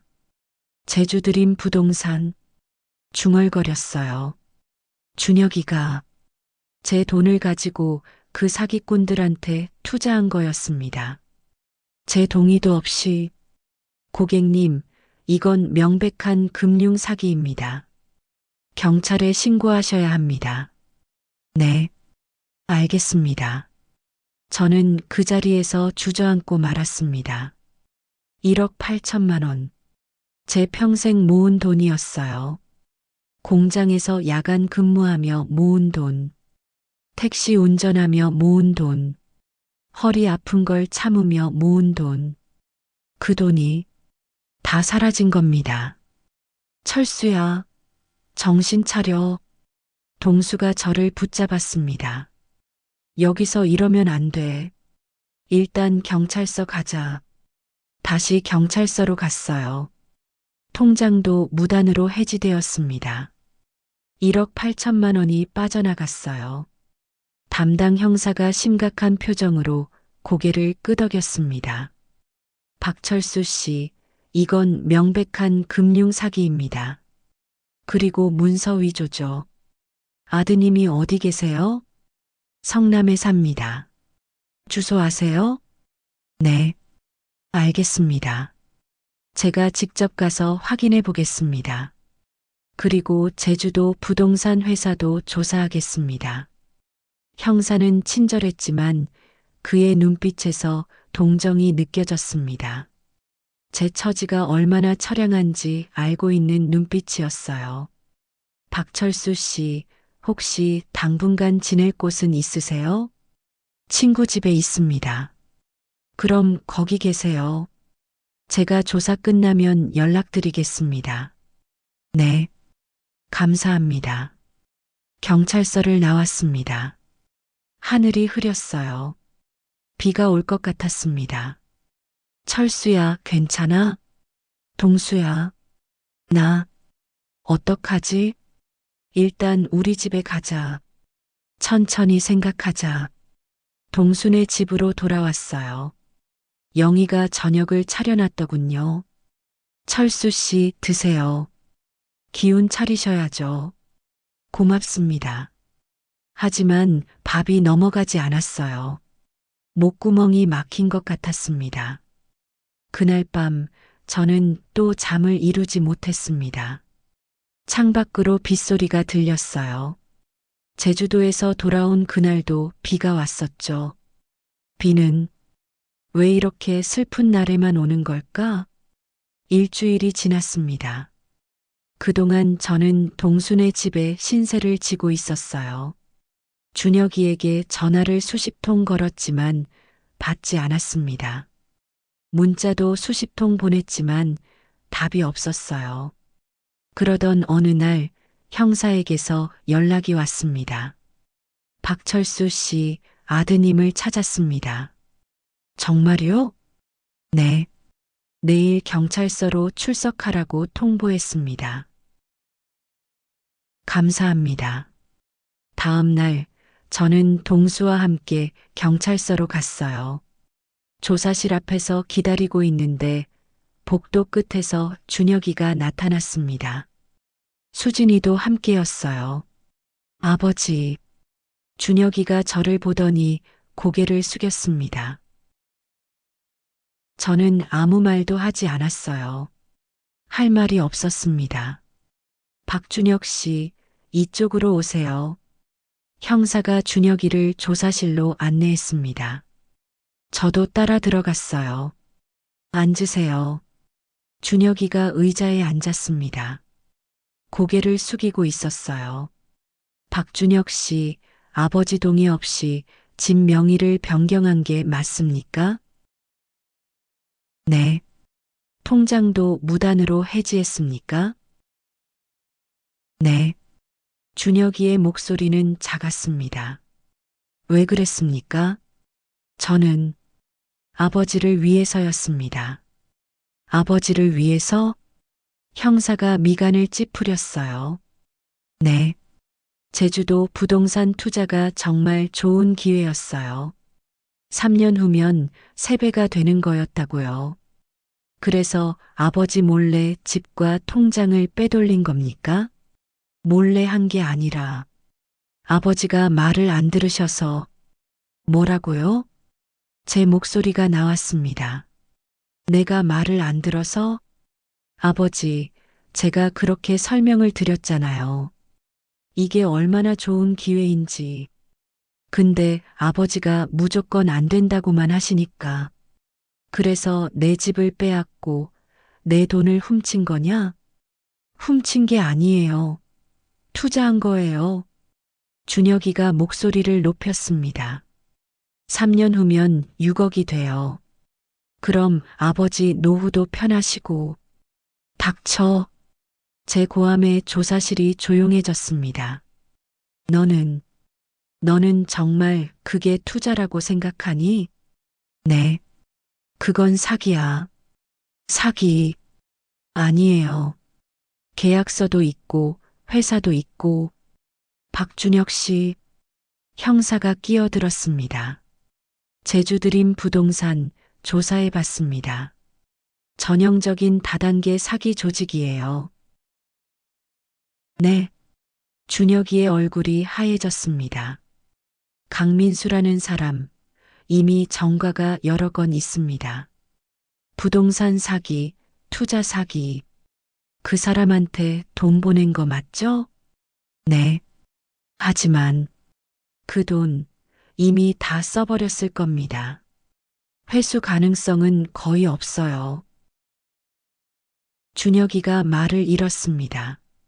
그리고 박준혁 씨 명예 변경 서류의 서명도 위조했죠? 네. 이건 명백한 문서 위조이고 사문서 위조죄에 해당합니다. 그리고 통장 무단 해지는 금융 사기고요. 형사가 차근차근 설명했습니다.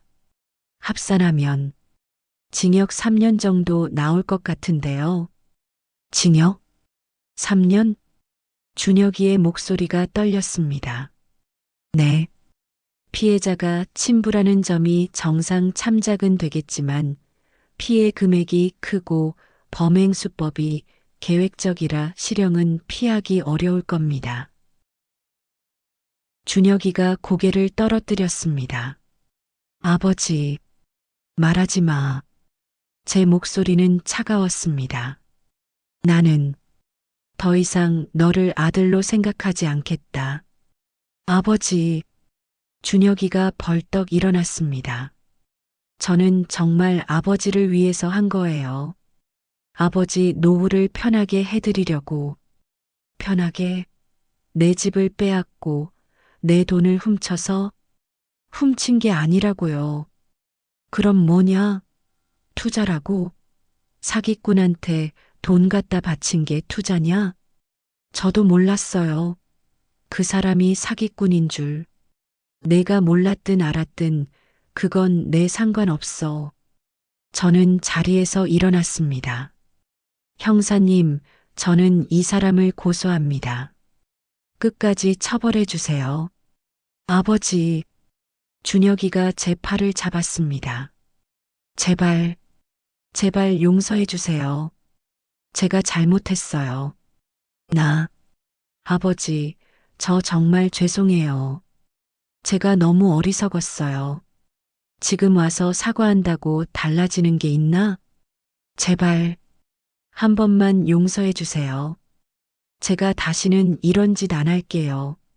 준혁이가 무릎을 꿇었습니다. 하지만 저는 고개를 돌렸어요. 형사님, 저 나가겠습니다. 조사실을 나왔습니다. 뒤에서 준혁이의 울음소리가 들렸지만 돌아보지 않았어요. 복도에서 수진이가 기다리고 있었습니다. 아버님, 당신도 공범이지? 죄송합니다. 됐어. 나는 너희 둘 다 용서 안 해. 수진이도 울기 시작했습니다. 하지만 저는 그 눈물에 더 이상 흔들리지 않았어요. 이미 선을 넘었으니까요.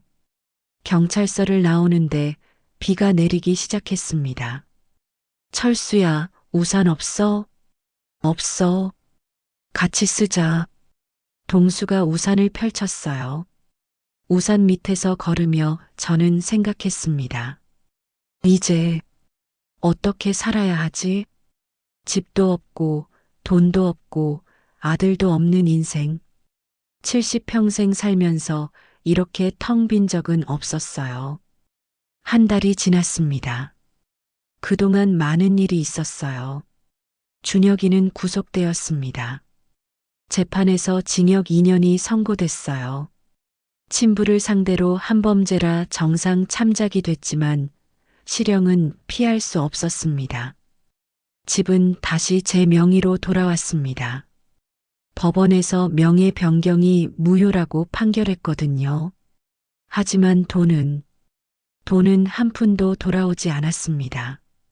제주드림 부동산은 이미 폐업한 상태였고 강민수라는 사람은 종적을 감췄어요.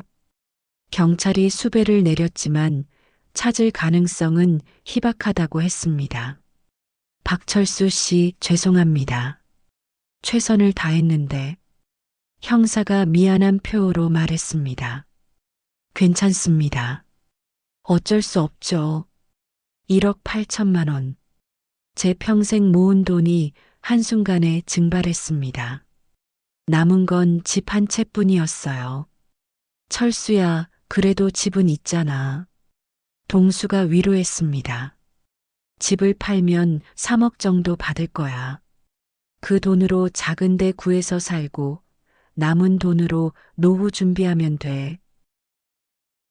그래야겠지. 저는 집을 팔기로 결심했습니다. 영숙이와의 추억이 서린 집이었지만 이제는 준혁이의 배신만 떠올라서 살 수가 없었어요. 부동산에 내놓았습니다. 재개발 예정 지역이라 금방 팔릴 겁니다. 중개사의 말대로 2주일 만에 계약이 됐어요. 2억 8천만 원. 예상보다 조금 낮은 가격이었지만 빨리 정리하고 싶었습니다.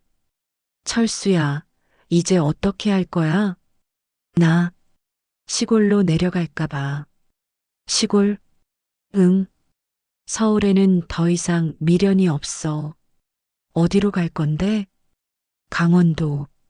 춘천 쪽에 조용한 마을이 있다고 들었어. 동수가 알려준 곳이었습니다.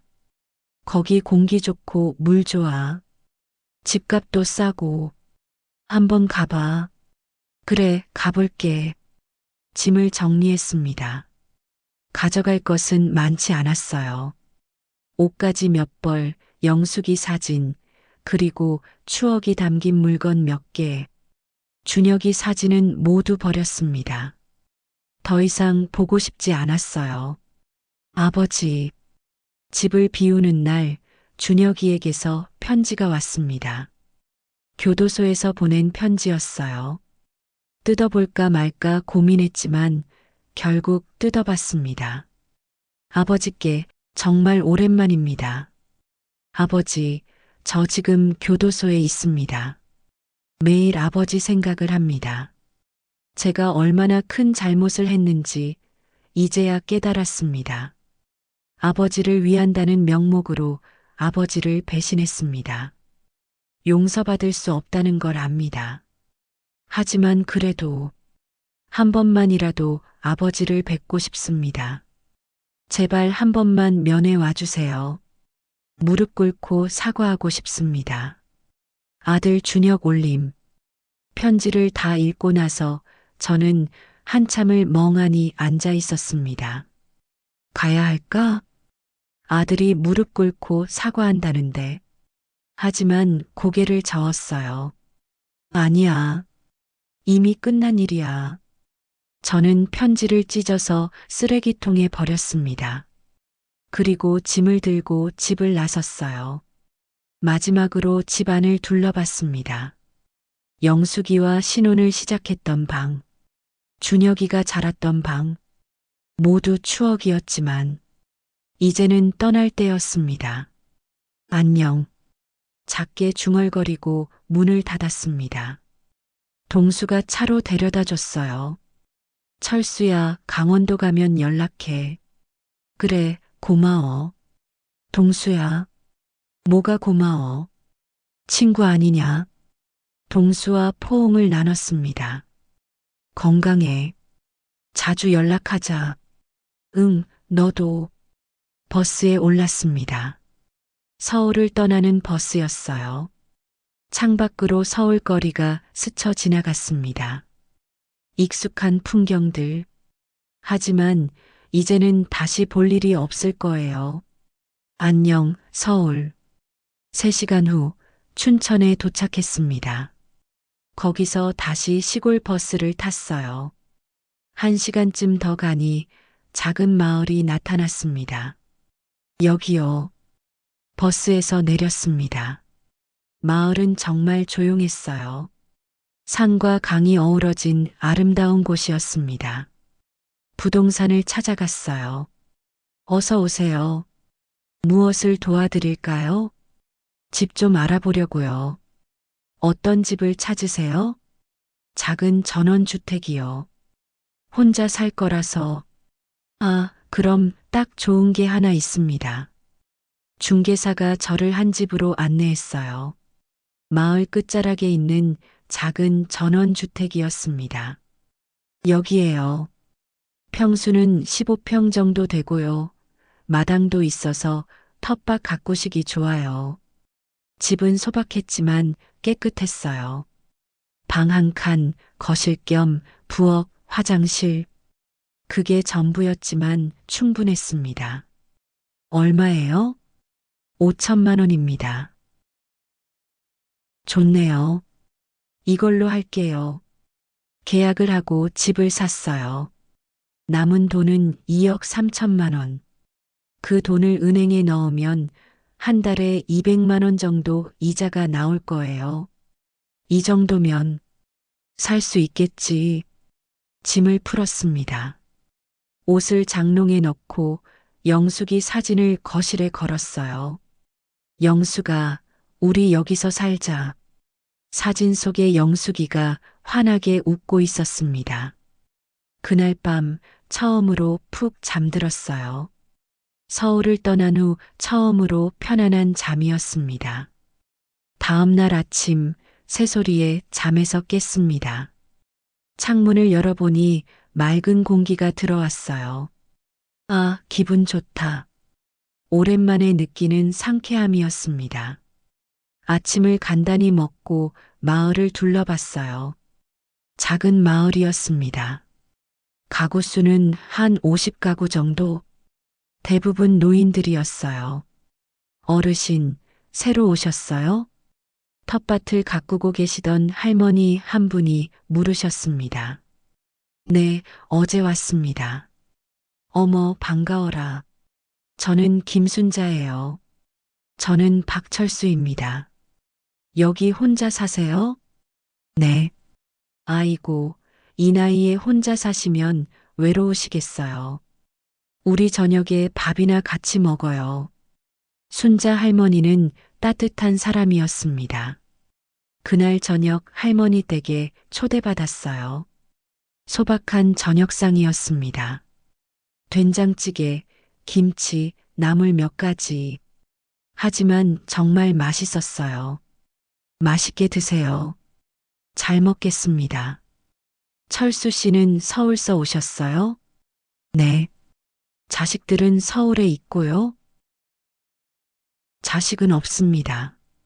거짓말이었지만 사실이기도 했어요. 이제 준혁이는 제게 없는 사람이니까요. 아이고, 그러세요? 저랑 비슷하네요.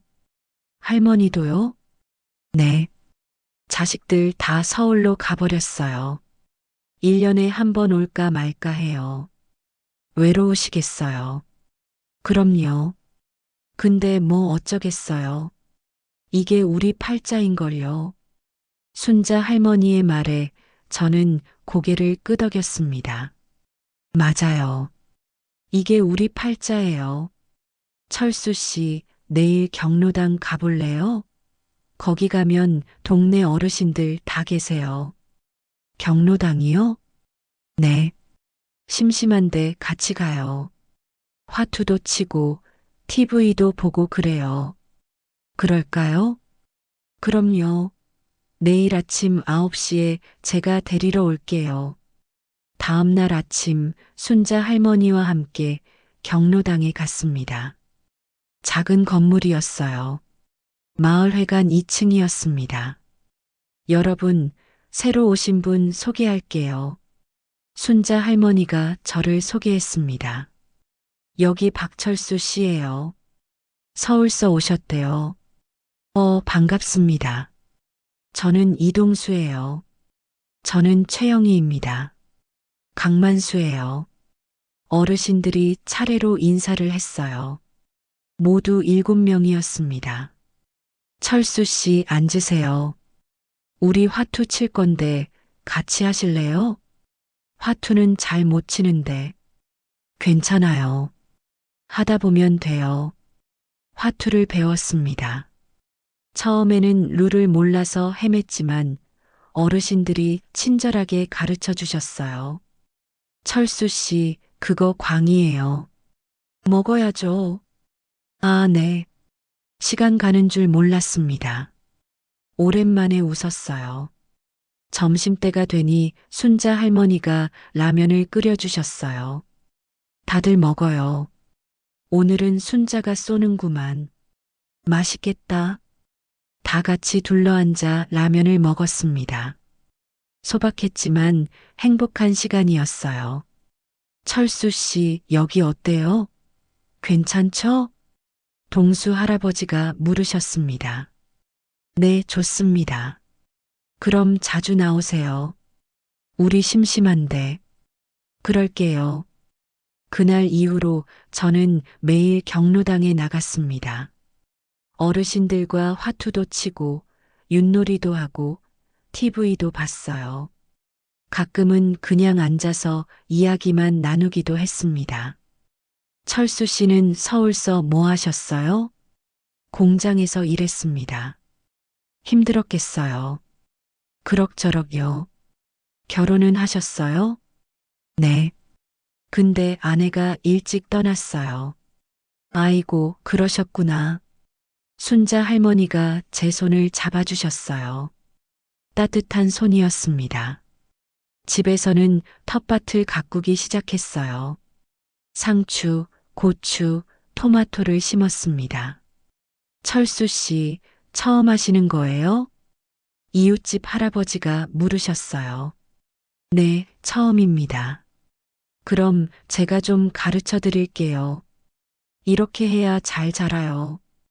할아버지가 친절하게 가르쳐 주셨습니다. 한 달쯤 지나니 상추가 자라기 시작했어요. 와, 자랐다. 제가 직접 키운 상추였습니다. 뿌듯했어요. 아침이면 텃밭에 물을 주고 오전에는 경로당에 가서 어르신들과 시간을 보내고 오후에는 집에서 쉬고 저녁에는 TV를 보다가 일찍 잠들었어요. 단순한 일상이었지만 평화로웠습니다. 서울에서의 복잡했던 삶과는 달랐어요. 여기서는 아무도 저를 속이지 않았고 아무도 제 재산을 노리지 않았습니다. 그냥 있는 그대로의 저를 받아들여 주었어요. 이게 진짜 삶인가? 문득 그런 생각이 들었습니다. 시골에 온 지 6개월이 지났습니다. 계절이 2번 바뀌었어요. 가을이 지나고 겨울이 왔고 이제 봄이 오고 있었습니다. 텃밭에는 새싹들이 돋아나기 시작했어요. 철수야, 우편물 왔어. 순자 할머니가 우편함에서 편지 한 통을 가져다 주셨습니다. 발신인을 보니 박준혁? 또 준혁이었습니다. 그동안 편지가 여러 통 왔었어요. 하지만 저는 한 번도 답장하지 않았습니다. 뜯어보지도 않고 그냥 버렸죠. 하지만 오늘은 왜인지 뜯어보고 싶었어요. 할머니, 들어가 보세요. 저도 곧 갈게요. 그래요. 혼자 남아서 편지를 뜯었습니다. 아버지께 정말 오랜만입니다. 아버지, 저 다음 주에 출소합니다. 2년이라는 시간이 길다면 길고 짧다면 짧았습니다. 그동안 정말 많이 반성했습니다. 매일 밤 잠들기 전에 아버지 생각을 했어요. 제가 얼마나 큰 잘못을 했는지, 얼마나 아버지를 아프게 했는지, 이제야 깨달았습니다. 아버지, 저를 용서해 주실 수 있으실까요? 아니, 용서받을 자격도 없다는 걸 압니다. 하지만 그래도 한 번만이라도 아버지를 뵙고 싶습니다. 출소하면 아버지를 찾아뵙겠습니다. 무릎 꿇고 사과하고 싶습니다. 아버지, 건강하세요. 항상 죄송하고 감사합니다. 아들 준혁 올림. 추신 수진이와는 이혼했습니다. 제 잘못 때문에 수진이도 많이 힘들어했어요. 이제 저는 혼자입니다. 편지를 다 읽고 나서 한참을 멍하니 앉아 있었습니다. 출소한다. 그리고 저를 찾아온다고 했어요. 만나야 할까? 고민이 됐습니다. 그날 저녁 경로당에서 어르신들과 이야기를 나눴어요. 철수 씨, 요즘 표정이 안 좋은데 무슨 일 있어요? 순자 할머니가 물으셨습니다. 아, 사실은 저는 주저하다가 모든 걸 털어놓았습니다. 서울에서 있었던 일, 아들의 배신, 그리고 편지까지. 어르신들은 조용히 들어주셨어요. 아이고, 그런 일이 참 안 됐네요. 그래도 아들이 반성하고 있는 것 같은데. 동수 할아버지가 말씀하셨습니다. 한 번쯤은 만나보는 게 어때요? 하지만 철수 씨, 저도 자식 있어요. 딸 둘. 그런데 10년 넘게 얼굴도 못 봤어요. 그래요? 처음에는 화가 났어요. 나를 버렸다고 생각했죠. 근데 시간이 지나니까 그냥 보고 싶더라고요. 동수 할아버지의 목소리가 떨렸어요. 한 번만이라도 보고 싶어요. 설령 그 애들이 날 버렸다고 해도 난 그래도 아빠거든요. 철수 씨도 마찬가지 아닐까요? 아무리 미워도 배신했어도 아들은 아들이에요. 순자 할머니도 거들었습니다. 맞아요. 그리고 아들이 진심으로 반성하고 있는 것 같은데 한 번만 기회를 주는 게 어때요? 하지만 제 평생 모은 돈은 또 벌면 되지만 자식은 하나밖에 없잖아요. 영희 할머니가 말씀하셨습니다.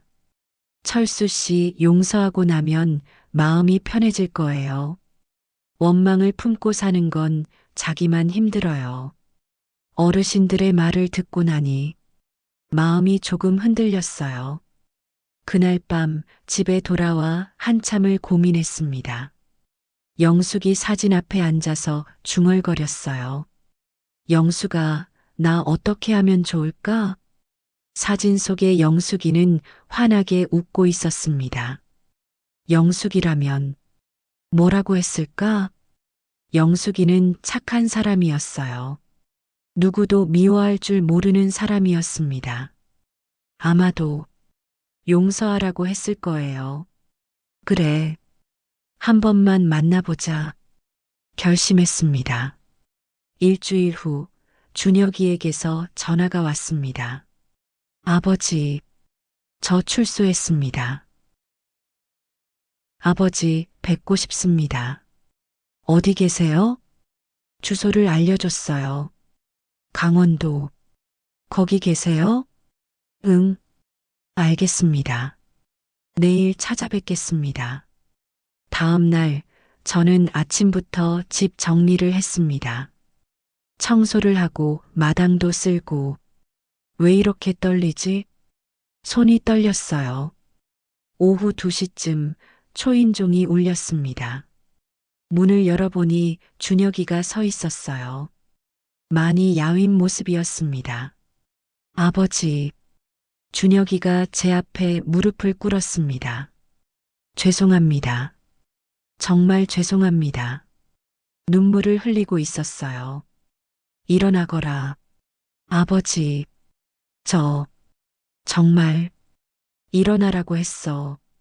준혁이가 천천히 일어났습니다. 들어와. 거실로 안내했어요. 준혁이는 조심스럽게 앉았습니다. 차라도 마셔라. 물을 한 잔 따라줬습니다. 감사합니다. 한참 동안 침묵이 흘렀어요. 준혁이가 먼저 입을 열었습니다. 아버지, 저 진짜 많이 반성했습니다. 교도소에서 2년 동안 매일 아버지 생각했어요. 제가 얼마나 큰 잘못을 했는지. 돈은 못 찾았습니다. 그 사기꾼들 이미 다 도망갔대요. 그럴 줄 알았어.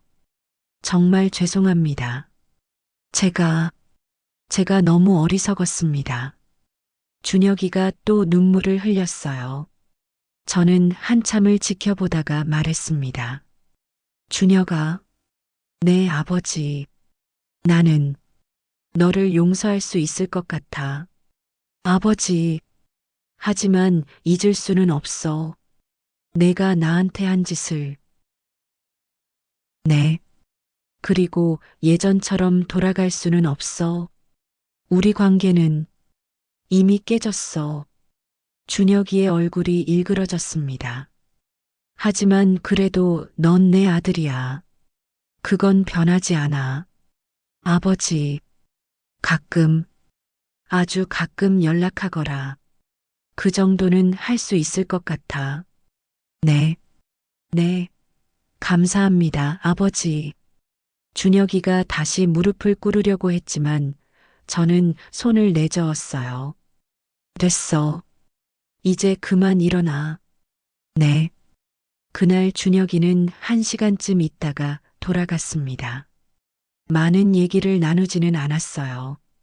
그냥 서로 곁에 있다는 것만으로도 충분했습니다. 문을 닫고 혼자 남았을 때 눈물이 났어요. 영수가 내가 잘한 거지? 사진 속의 영숙이는 여전히 웃고 있었습니다. 잘했어. 그렇게 말하는 것 같았어요. 1년이 지났습니다.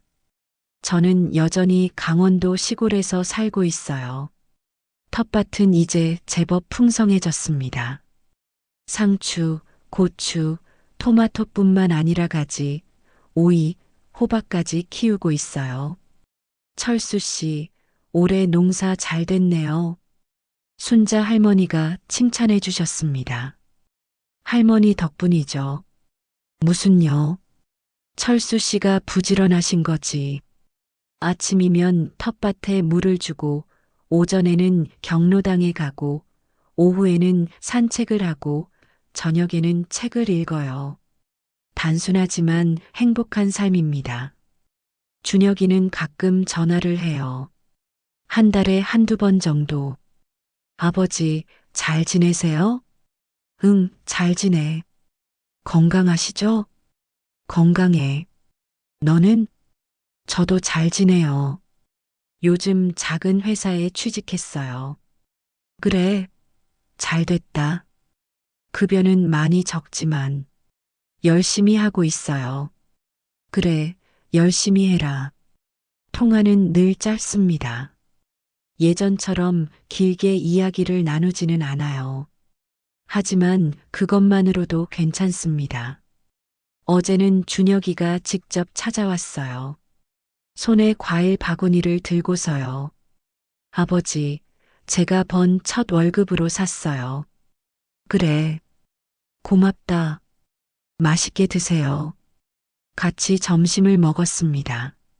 순자 할머니가 만들어준 된장찌개와 제가 키운 상추로요. 아버지, 상추 정말 맛있어요. 그치? 내가 키운 거야. 대단하세요. 준혁이가 환하게 웃었습니다. 예전에 그 웃음이었어요. 어릴 때 저를 보며 웃던 그 순수한 웃음. 이 녀석도 변했구나. 교도소 생활이 준혁이를 변화시킨 것 같았어요. 예전처럼 오만하지 않고 겸손해졌습니다. 아버지, 제가 돈 좀 모아서 나중에 꼭 갚아드릴게요. 됐어. 그건 생각하지 마. 하지만 됐다니까. 그냥 내 인생이나 잘 살아. 네, 감사합니다, 아버지. 준혁이는 저녁 때쯤 돌아갔어요. 다음 달에 또 올게요. 그래, 조심해서 가거라. 손을 흔들어 배웅했습니다.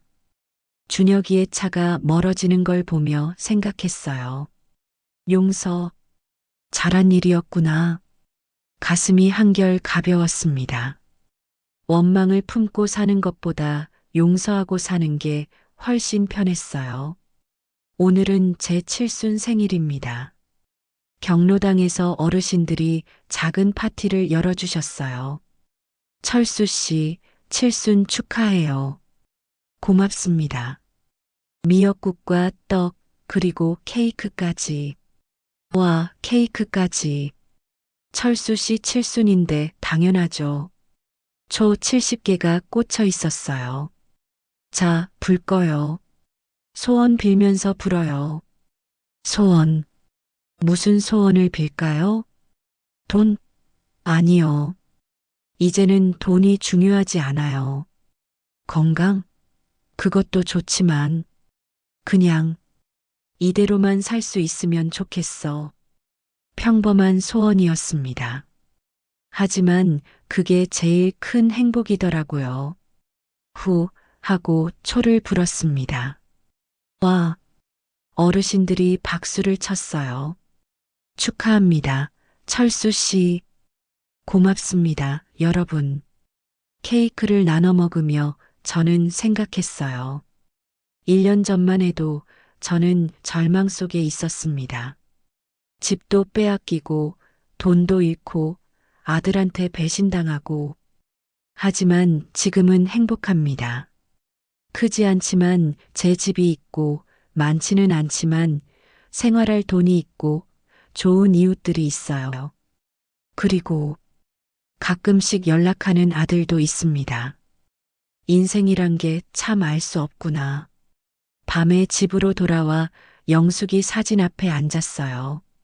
영숙아, 나 오늘 칠순이야. 우리 결혼할 때 이렇게 늙을 줄 알았어? 많은 일이 있었어. 힘든 일도 많았고. 근데 그래도 살만해. 사진을 쓰다듬었습니다. 영수가 고마워. 준혁이 낳아줘서 비록 그 녀석이 날 힘들게 했지만 그래도 내 아들이잖아. 눈물이 났습니다. 하지만 슬픈 눈물은 아니었어요. 감사의 눈물이었습니다.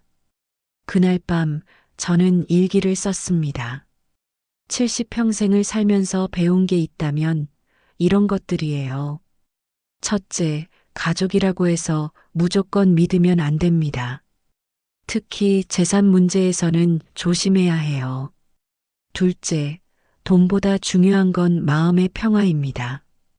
1억 8천만 원을 잃었지만 저는 지금 행복해요. 셋째, 용서는 상대를 위한 것이 아니라 나를 위한 거예요. 원망을 품고 사는 건 자기만 힘들어요. 넷째, 늙어서도 새로운 시작은 가능합니다. 저는 70의 새로운 삶을 시작했어요. 다섯째, 진짜 행복은 큰 것에 있지 않습니다. 텃밭에서 상추 따는 것, 경로당에서 화투 치는 것, 이웃들과 얘기 나누는 것. 이런 소소한 것들이 진짜 행복이에요. 여러분께 말씀드리고 싶습니다. 지금 힘드신가요? 자식 때문에 속상하신가요? 재산 때문에 걱정이신가요? 괜찮습니다. 저도 그랬으니까요. 하지만 기억하세요. 인생은 끝나지 않았어요. 70에도 새로 시작할 수 있습니다. 그리고 용서하세요. 미워하고 원망하면서 사는 것보다 용서하고 평화롭게 사는 게 훨씬 좋아요. 마지막으로 자신을 사랑하세요. 남을 위해 평생 살았다면 이제는 자신을 위해 사세요. 그게 제가 70평생 살면서 배운 교훈입니다. 끝으로 저는 박철수 70살입니다. 아들에게 배신당하고 모든 걸 잃었지만 지금은 행복합니다. 작은 전원주택에서 텃밭을 가꾸고 좋은 이웃들과 어울리며 평화롭게 살고 있어요. 여러분도 기억하세요. 인생은 언제든 다시 시작할 수 있다는 것을. 긴 이야기 들어주셔서 감사합니다.